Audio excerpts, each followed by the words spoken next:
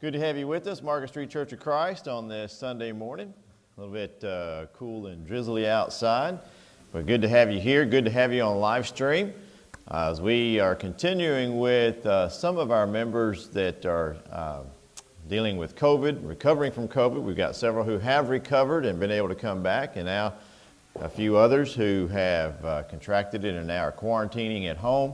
But so far, so good. Everybody's doing fine from everything that we've seen. So we do still have the space that is sectioned off for safety, as well as the balcony that is mask only, and a special entrance over here. So we do have several places available, and we are handling everything just fine. But we're glad to have you with us this morning. If you want to open your Bibles to John chapter 18, that's where we're going to be this morning. And today will be our last installment of this series we've been doing now for 3.5 years of the life of Christ, a chronological study of the life of Christ, going through the 4 gospel accounts and looking at them event by event. We are now in John chapter 18. Obviously, there's still plenty left in all of these, but we're going to stop here because most people are very familiar with the crucifixion accounts and everything. It was up to this point, and plus it's just time to move on to another subject. We may pick up this part at some other time. Next week, I'm going to be, prepare yourselves, I'm going to be on vacation. We're going to Texas, so if Texas falls in the ocean or something, y'all in Florida don't have to worry or anything. But next week, Brother Doug is going to be teaching here in the auditorium. And then the following week, Brother Joe Taylor will be teaching here in the auditorium. Also, we got Casey will be preaching, and then we have a special guest who will be preaching on the 27th, and we'll give you that information as we get a little closer. So, beginning here in John chapter 18, we're going to pick up in verse 12. And today, we're not going to follow the chronology exactly as it's on that chart that we've been following, because I'm going to skip over one big section. And that section I'm going to skip over is Peter's denial. And the reason I want to do that is because I want to look at the trials of Jesus. We're going to look at the trials of Jesus. And this can be a little bit confusing because of the fact that in between some of the trials, there's a parenthetical story going on right here, and that is the denial of Peter. And so what winds up happening, as we'll read here in just a moment, we're going to get just a few verses in to the first trial, and then there's that story of Peter, and all the gospel accounts do that. So there's kind of like 2 stories going on. It's just like a movie. I always kind of explain this as like a movie, whereas you're seeing the main character, and then they pan away to another side story that's going on over here. Well, that's exactly what's happening. While Jesus is in these trials, he's been arrested and carried to these officials. While that's taking place, you have this side story going on, and that is Peter following at a distance and then through the denial. That in itself could take up an entire morning just in the studies. That's why I want to look at the trials, and I'll show you why, because they can get a little bit confusing, because each one of the accounts gives a different amount of information. Not different information, different amount of information or kind of information. So let's pick up in verse 12, and then we will try to make sense of all this.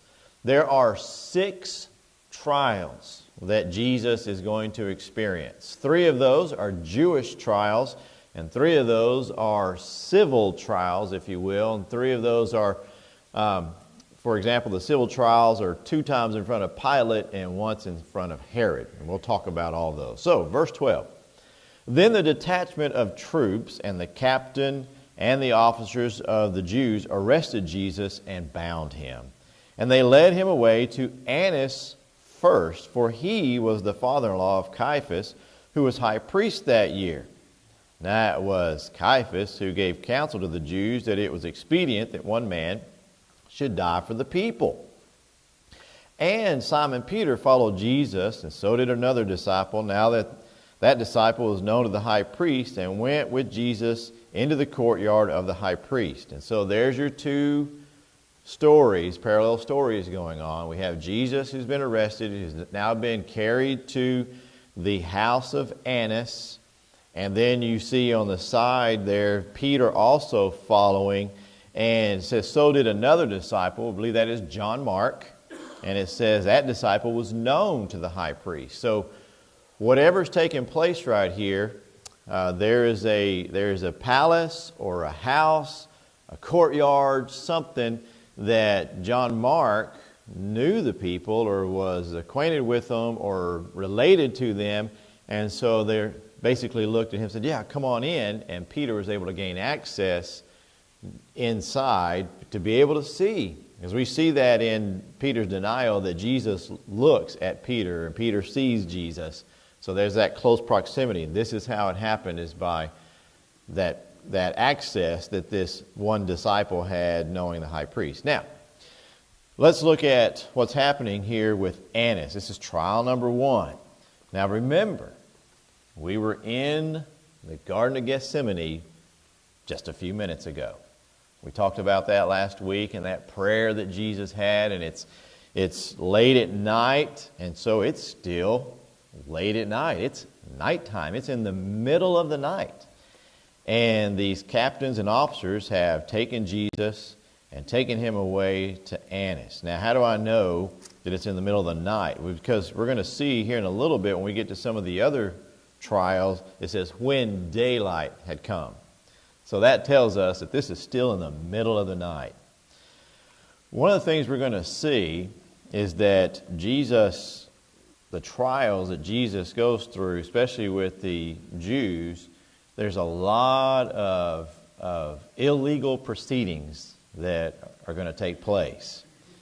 But before we get into some of those proceedings, we need to understand that this is during the festival, the high festival of what?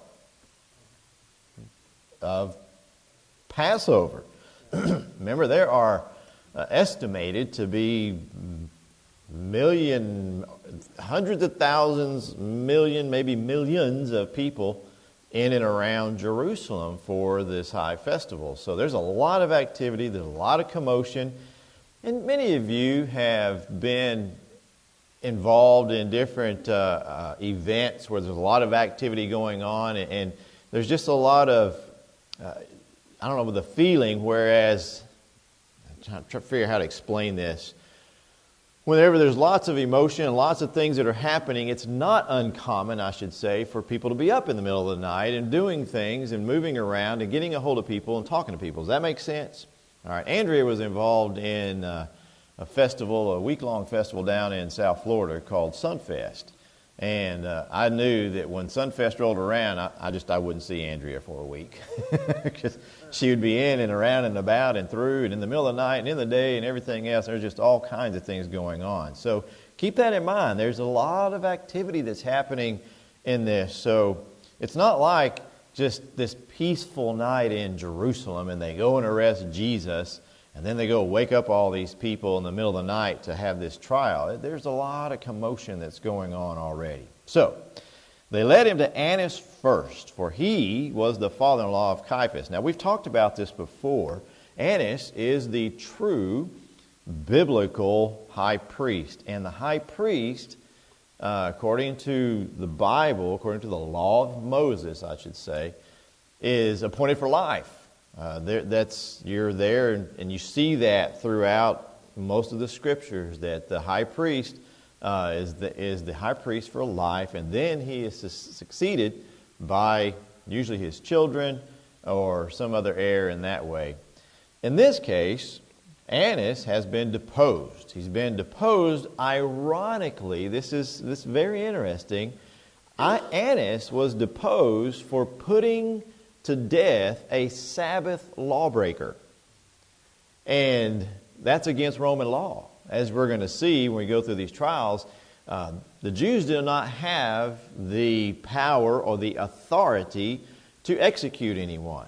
Now, according to the law of Moses, If you break the Sabbath, what does that mean? You are to be executed. And so Annas, in his rightful place as high priest of the Jewish economy, executes this Sabbath breaker, and the Romans said, no, you can't do that. And so they deposed him. Now, isn't that interesting that he was deposed for a death penalty that he executed, that he gave the judgment for, and now here they bring Jesus before Annas seeking the death penalty. However, here he is. He's the true biblical high priest. Now, I want to keep your finger here for just a second and go with me to Luke chapter 22.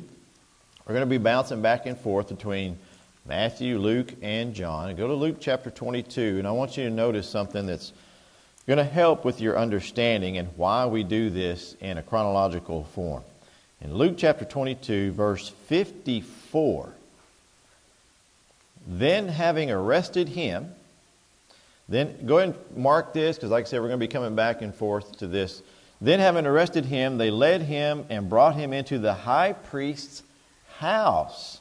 And Peter followed at a distance. Remember a moment ago I said that we are at the high priest's home. This is a palace or a big house of some sort. And so that's why it's important to understand, because of what's about to happen between Annas and Caiaphas. All right, so they led him to Annas first, and it was Caiaphas who gave counsel to the Jews that it was expedient that one man should die. That's back in John chapter 11, verse 49. You see Caiaphas, God using Caiaphas to prophesy what's actually going to happen. And not sure that he was even aware of what he was saying, but God used him. So Caiaphas is his son-in-law. He is the one who's been put in place by the Romans to serve as high priest. Annas is the biblical, the law of Moses high priest. He's been deposed by the Romans because he broke Roman law, and the Romans put Caiaphas, his son-in-law. Now there's other children and other people in Annas' family, but Caiaphas is the one that the Romans put in place. Does Rome have the right to name the high priest for the Jews? No. So this is simply a political thing. That's why they bring Jesus to Annas first, because the Jews still recognize Annas as the high priest. All right, now we're going to skip over. Verse 15 is Peter's denial. We're going to skip over that and go down to verse 19. All right, because like I said, we're going to focus just on the trials of Jesus this morning. Then the high priest asked Jesus about his disciples and his doctrine. Jesus answered him, I spoke openly to the world. I always taught in the synagogues and in the temple where the Jews always meet, and in secret I have said nothing. Why do you ask me? Ask those who've heard me what I said to them. Indeed, they know what I said. And when he had said these things, one of the officers who stood by struck Jesus with the palm of his hand, saying, Do you answer the high priest like that? And Jesus answered him, If I have spoken evil, bear witness of evil. But if well, why do you strike me? Then Annas sent him bound to Caiaphas, the high priest. All right, so that's why I give these explanations, because what did it say? It says they took him to Annas first. And if you look in other places, you'll see that Annas is called the high priest, and here Caiaphas is called the high priest. Well, which is it? Well, we explain that. All right, so Annas, verse 19, asked him about his disciples and his doctrine. First and foremost, this trial is illegal because, number one, it's being held at night. No trial for the Jews was to be held at night, especially trials dealing with the death penalty. They were all supposed to be in daylight. That's according to the law of Moses. Second of all, no trial, especially for the death penalty, is to be held in someone's home. You don't do that. You assemble in the Sanhedrin, in the proper court during the daytime. Now, that's not too hard for us to imagine. I mean, what would the law of America say if we were to go grab somebody in the middle of the night and take them to somebody's house and then go to the judge the next day and say, hey, we need to execute this guy? Okay, well, where was the trial and when did this take place? And so this is not a far stretch for us to understand that this is illegal. But the other thing, too, really what's happening here is Annas is kind of on a fishing trip, if you will. He's fishing for traps. Now, they've already done this several times with Jesus, right? People have come to Jesus for the last 2 or 3 years, these scribes and Pharisees trying to trap Jesus. And have they ever been able to trap Jesus in his words? Not once. Because there is no sin in Jesus, and Jesus is God on earth, and he speaks truth, and so you're not going to catch him. But that's what Annas is trying to do. He's trying to catch Jesus in some kind of trap, and kind of fishing for answers, seeing what he could do to try to provoke Jesus into something. Well, Jesus is not going to answer to something that's already known. That's why he says, I've spoken openly. Everyone knows where I've been. I've spoken in front of your people, in the temple, in the synagogues, out in the open air. Everybody is very aware of everything I've said. If you want to know what I said, ask them. Jesus is not going to recapitulate things he's already taught in this particular sense. All right, so they never caught him in a trap, so why rehash the same ground? Not only that, but Jesus also knows the situation, the political situation, and he knows what's happening. Jesus is very aware of what's happening and knows this is a part of God's plan. He's not going to answer any questions at this point because Annas doesn't really have any authority. You're going to see in the next trial where the authority comes in, then he begins to talk more.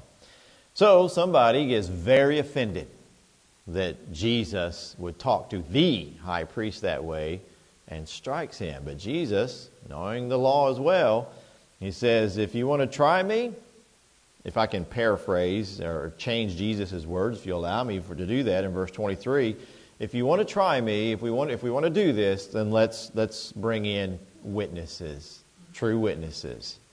And so clearly Annas, this first attempt did nothing. Then, it says in verse 24, now we're going to go into trial number 2. Then Annas sent him bound to Caiaphas, the high priest. Now, in our minds, we might think, they're bringing him to Annas' house, and that didn't work, so now let's send him over to Caiaphas' house, or wherever Caiaphas is. Well, it's the way families are set up in the Jewish economy. If you think of Abraham and Isaac, remember they all lived together. And so it's most likely this is Annas' palace. And they had a palace there in Jerusalem, and Caiaphas is in the same palace. And wouldn't that also make sense if you send Jesus just from one room to another room, that Peter would still be able to see what's going on? Because you notice that Peter witnesses all of this. Well, if it went from house to house, kind of what we think of in our minds, Peter would have to follow to these different houses, right? So here we are in the same palace, and maybe he just went from this room to this room, or maybe even brought in Caiaphas. But it says he sent him bound to Caiaphas, the high priest. All right? And there, again, you see verse 25, Peter standing there and warming himself. Okay, now let's go to Matthew chapter 26. We're going to get into now this second trial. And this is where Matthew gives more information. What we're going to see, and the reason why studying the Bible in a chronological fashion, or a life of Christ like this in a chronology, is for this very reason, is you get all the pieces of information and you can put them together. So I just gave you all that of trial number 1. That's John gave us that information. Now Matthew's going to give us a lot of information in trial number 2. All right, so and then beginning of verse 57, and those who had laid hold of Jesus led him away to Caiaphas, the high priest, where the scribes and elders were assembled. Now, if you were just reading Matthew, you wouldn't have known anything about them having taken him to Annas, right? So this helps us with the chronology and helps us see what's happening. And notice it says where the scribes and elders were assembled. There's the second thing. Remember, in Annas was at nighttime. It was in a home, and there was no assembly. Now, here you see the scribes and the Pharisees assembled. What's interesting is the Sanhedrin is composed of 71 Jewish leaders, but only 23 are needed for special trials. Now think about that. 23 out of 71. And it says here the elders were assembled. We don't know for a fact, because the Bible doesn't tell us, but do you suspect that perhaps these 23 were hand-selected? You stop and think about it. Because are there people in the Sanhedrin who would be opposed to this trial? Yeah, definitely. Can you name one who probably would be? There you go, Nicodemus. Nicodemus and Gamaliel, he also would probably have been opposed. There's probably several people who would be opposed to this trial. So these men were probably, they were handpicked specifically for this, all right? Now here again, after verse 57, we have that parenthetical story. It says there in verse 58, "But Peter followed him at a distance to the high priest's courtyard, and he went and sat with the servants to see the end. Now the chief priests, the elders, and all the council sought false testimony against Jesus to put him to death." All right, keep your finger here for a second. We're going to go to Deuteronomy chapter 19, verse 15, because now we're getting into some legal proceedings here. And according to the law, Deuteronomy 19, verse 15, it says, "One witness shall not rise against a man concerning any iniquity or any sin that he commits. By the mouth of 2 or 3 witnesses the matter shall be established. If a false witness rises against any man to testify against him of wrongdoing, then both men in the controversy shall stand before the Lord, before the priest and the judges who serve in those days. And the judges shall make diligent inquiry, and indeed, if the witness is a false witness who has testified falsely against his brother, then you shall do to him as he thought to have done to his brother, so you shall put away the evil person from among you." All right, so when we talk about witnesses here, all right, so we're now in the second trial, we're bringing in witnesses. These witnesses know that they are under the penalty of death if they perjure themselves or if they bring false witness.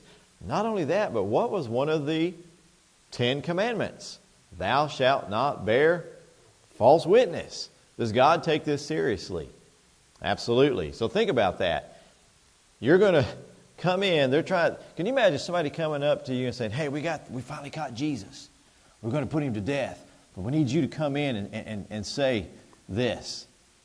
Knowing what that penalty could be, right? How would you respond? So look what it says. Now the chief priests, elders sought counsel, false testimony. Now they are looking for false testimony against Jesus to put him to death, but found none, says verse 60. Now why didn't they find any? Because Jesus had no sin. How can you get a witness against Jesus if he had no sin? Even though many false witnesses came forward, they found none. So even some people did go ahead and step forward, but they couldn't collaborate their stories. Isn't that how that typically works when you have somebody who's lying? Isn't that what detectives do? They separate the two witnesses and interview them independently to see how their stories conflict or come together. And so they couldn't find any.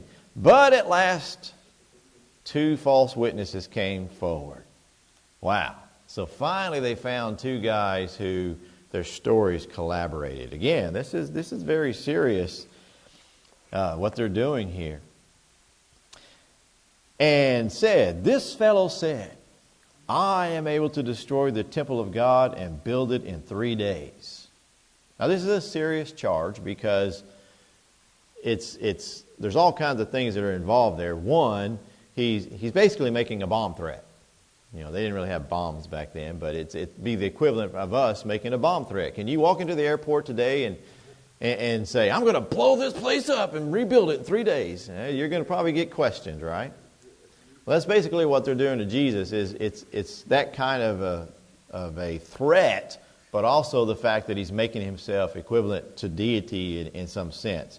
Now, there's a big problem, though, with this testimony. All right, people, when they testify, sometimes tend to remember things a little bit differently than what actually happened. True? Does that happen sometimes? You remember things? Have you ever remembered something a little bit differently? My wife reminds me of that all the time. Troy, it didn't happen that way. And then, oh yeah, that's right. Well, look here. Keep your finger here. Go to John chapter 2. John chapter 2, verse 19. And look what Jesus actually said. John chapter 2, verse 19. Jesus answered and said to them, destroy this temple, and in 3 days I will raise it up. Let me back up verse 18. So the Jews answered and said to him, what sign do you show to us since you do these things? And Jesus answered and said, destroy this temple, and I will raise it up in 3 days. Now, did he say, I will destroy this temple? He didn't say that. In fact, what's he referring to? He's saying, if you destroy which temple? What's he talking about? He's talking about himself there, right? In other words, if you kill me, I'm going to raise back up in 3 days. He just gave them a little hint that he is the Messiah and that he's going to come back. But they mistook what he said, going back now to Matthew chapter 26. I am able to destroy the temple of God and build it in 3 days. That's nowhere near close to what he said, right? But it's serious. It's a very important point that they're concerned about here. And so the high priest arose and said to him, do you answer nothing? What is it that these men testify against you? All right, here's another point of legality. It is illegal, according to Jewish law, to ask one who's accused to incriminate himself. Is that illegal in normal courts of law still? The Fifth Amendment. There you go. The Fifth Amendment. They're asking him to incriminate himself. Say it. Say you're guilty. And notice Jesus, verse 63, but Jesus kept silent. Now that should make you think, and this is what Matthew's point is, whenever he's writing, he's trying to help the Jews. Remember, he's Jewish, writing to the Jews to help them see that Jesus is the Messiah. And so he says, and Jesus kept silent. Any good Jew who knows his Bible is going to immediately go where in his mind? What passage? Isaiah 53. And before his murderers, he kept silent. Talking about the sheep standing before the shearers. He kept silent. All right? So Jesus kept silent, and the high priest answered and said to him, I adjure you by the living God that you tell us if you are the Christ, the Son of God. And I love this, what Jesus says here. Jesus said to him, it is as you said. He didn't just say, yes, I am. He says, it is as you said. In other words, you identified it. Nevertheless, I say to you, hereafter you will see the Son of Man sitting at the right hand of power and coming on the clouds of heaven. Wow, he really dips in right here. So there's two verses that he basically alludes to right there, and the Jews would have fully understood this. Psalm 110, verse 1, that shows him sitting on the right hand with that power. The Son of Man is a reference to Daniel chapter 7, verse 13. Both of those showing that he is God's anointed, that he is the Messiah, and that he is going to be sitting in judgment of them. In other words, he just looked at them and says, you're judging me right now? Well, you will be kneeling before me one day soon. He identifies himself as the Son of Man in Daniel, the prophecy of Daniel. Verse 65. You think they understood what he said? The high priest tore his clothes. Now this is obligatory for a priest or somebody. This is part of their culture. And I've always found this part of their culture very fascinating. When something horrible happens, especially something like blasphemy, whenever you claim to be God or something along those lines, they rip their clothes. They tear their clothes. Could you imagine in a court of law, all right, a judge, and as soon as I say that, you probably have in your mind this man in a long black robe, right? Who comes out in that long black robe and everything's got the gavel and stuff. Could you imagine if during this trial, it finally comes out that the person, the accused, says, yes, I did it or whatever, and the judge stands up and rips his cloak. Could you imagine that?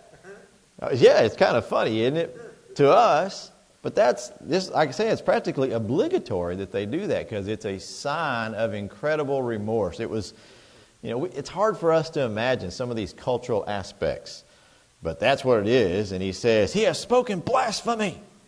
What further need do we have of witnesses? Okay, so see, this is all we needed. This is all, he just admitted it. We don't even need the witnesses anymore. And isn't that what most detectives and police officers do when they're trying to establish a case? I mean, if they can get a confession, does that hold more weight than witnesses? Yeah, absolutely. And so we don't even need witnesses anymore. We got him, man. We've got him. Blasphemy is the death penalty according to Leviticus chapter 24. Oh, here's another thing I missed. The two witnesses, according to the law, they're not allowed to testify in the same room together. That's another thing. That these two witnesses are right there. Oh, yeah, that's what he said. Well, obviously, that's not going to. So there's another illegality that's taking place. All right, so look now, you've heard blasphemy. It's almost as if Caiaphas must have been delighted. It's like, we finally got him. Can you imagine just that kind of attitude? What do you think, verse 66? And they answered and said, he's deserving of death. Whoa, wait a minute. In a trial, right? In a trial, most of you understand. Almost everybody here watches movies that has a trial in it or something, right? So at least you've seen it in the movie. Some of you have personal experience. But what happens in a trial typically? Whenever you have a person who's been accused of something, what is the help me out, Joe, it's not the mantra, but it's the phrase that we use. They are innocent until proven guilty. Right? And what does that imply? What does that necessitate? It necessitates cross-examination, right? What have we seen happening here? They bring this man in, they bring in false witnesses, then they try to get him to incriminate himself, and then they ask him a question. He finally answers the question, and they go right to the death penalty. Woo, we're done, man. No cross-examination. All right. Then they spat in his face and beat him, and others struck him with the palms of their hands, saying, prophesy to us, Christ, who is the one who struck you? Now, they feel justified. These men who are standing there seeing this, and the high priest has ripped his clothes and the man has blasphemed. Now they feel justified. This is kind of like mob mentality. Sometimes people just go nuts whenever they think they can get away with something, right? And that's exactly what's happening right here. These men lose self-control and they begin, is it right to start beating a prisoner in a trial? If this was a legitimate trial, let's just start beating the man right now. Could you imagine that in a trial room? All right, now, verse 69, you get into Peter once again, and I said we're going to skip over that part because that's a whole different story. I want to stick with the trials. Jump over to chapter 27. Chapter 27, verse 1. When morning came, this is now trial number 3. Remember I told you there were 3 Jewish trials, and I said that these others had taken place at night, which is illegal. Well, now, what do we see? When morning came, notice all the chief priests and elders of the people took counsel against Jesus to put him to death. So now what they've done is, this is probably 5:30, 6:30 or so in the morning.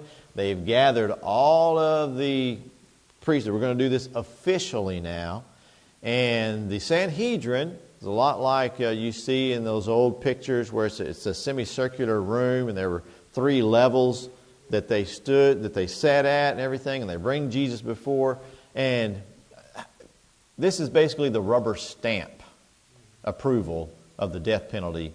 Now, stop and think about it for a second.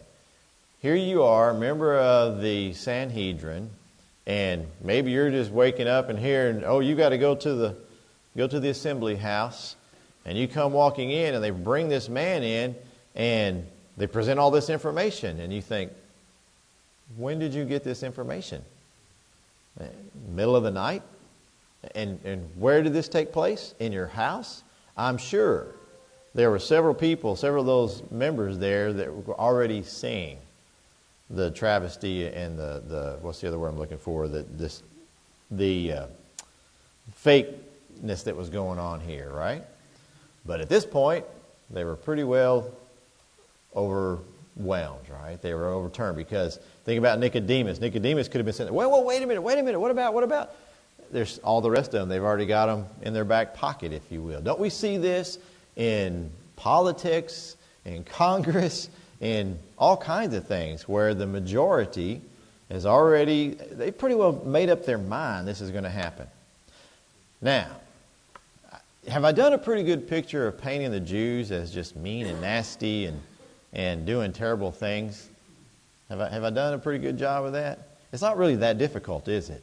We read this over and over, and so it's easy to look at what's happening here. But I read something this morning that really opened my eyes to something and made me realize something. Jesus was charged, he's going to be charged with blasphemy and things like that. And when we look at the Jews and what they did to Jesus, it's real easy to look at the Jews and get angry with them and get upset with them. And how could you do that? And in fact, y'all, this has been used as a case for anti-Semitism. People have hated the Jews for this for a long time. But we need to remember a very important thing, and that is Jesus died as a result of everybody's sin, not because the result of some Jewish scheme or some kind of Jewish hatred or Jewish leaders who put all this together. I read that this morning and I thought, wow, that is so true.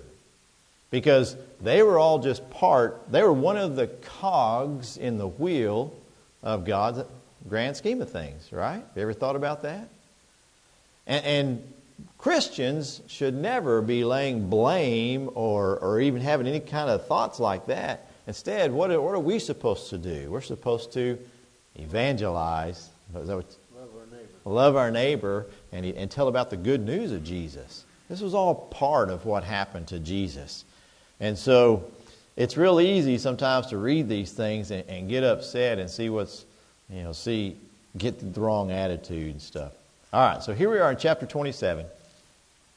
And verse 1, once again, when morning came, all the chief priests and elders of the people took counsel against Jesus to put him to death. And when they had bound him, they led him away to be delivered to Pontius Pilate the governor. And that's going to be trial number 4. But before we go to trial number 4, let's go to Luke chapter 22. Because Luke gives us a little more information about what happened in that trial. See, this is, again, why we do the chronological study, because if we look at all of the information, we can see the whole picture.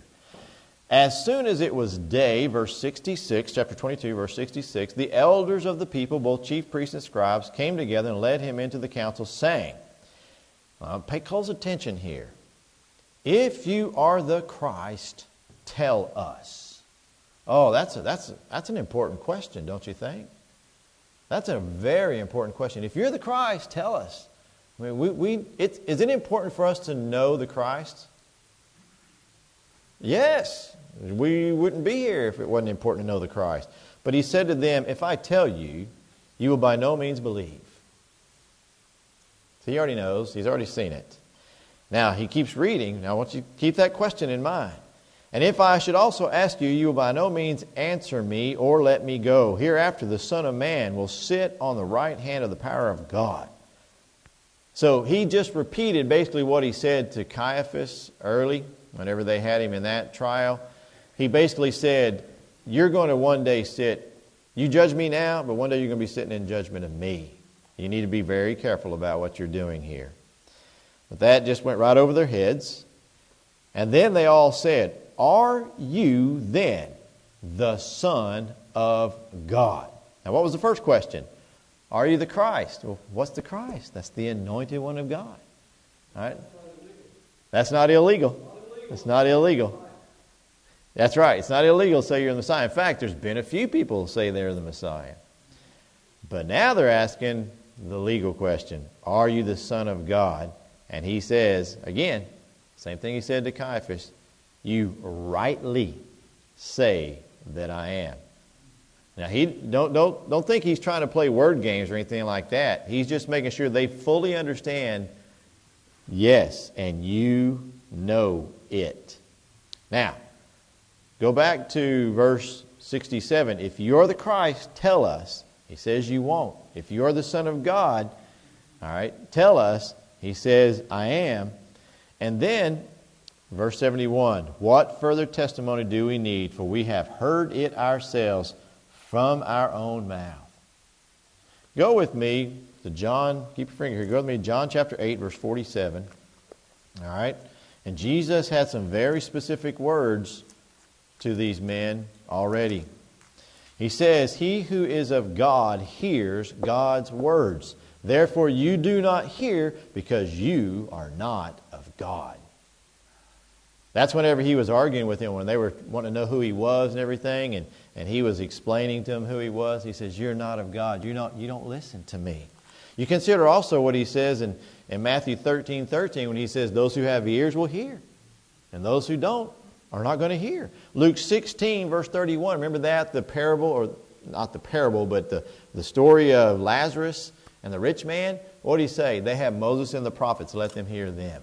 But they won't, even if he were to come back. So they've witnessed all the things that he's done. He raised somebody from the dead. They were there. He has cured people. He has helped people. He's done all these miracles. They've witnessed it, but they won't hear. They won't listen. And they won't take it in. They have tunnel vision, and they now say, we're going to put him to death. All right. Verse 20, chapter 23, we're back in Luke, chapter 23. Then the whole multitude of them arose and led him to Pilate. And they accused him, saying, this is very important. Remember, what's he guilty of? He's guilty of blasphemy. That is worthy of death. Okay?